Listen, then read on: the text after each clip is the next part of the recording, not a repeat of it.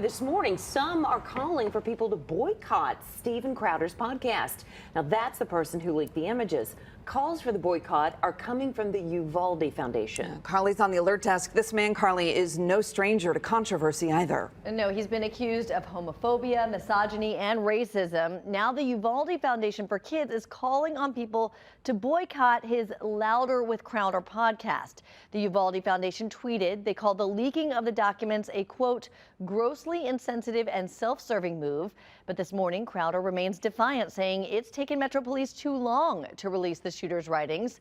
Our chief investigative reporter, Jeremy Finley, interviewed him. They talked about how journalists have been pushing for the release of all of the writings so we could report on them in their totality.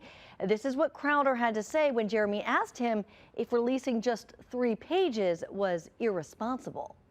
I sincerely don't believe for a second, and I don't think that you do, that any of this would have ever been released if not for what took place today.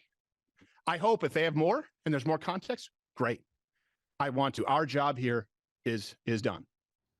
As for how Crowder got the pictures of the writings, he tells us a journalist from his team flew into Nashville to see the images on the source's phone. Then he says they verified the images came from a phone number from someone who was on the scene of the shooting.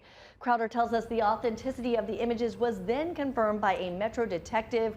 Crowder also says he will go to jail before revealing that source. Amanda?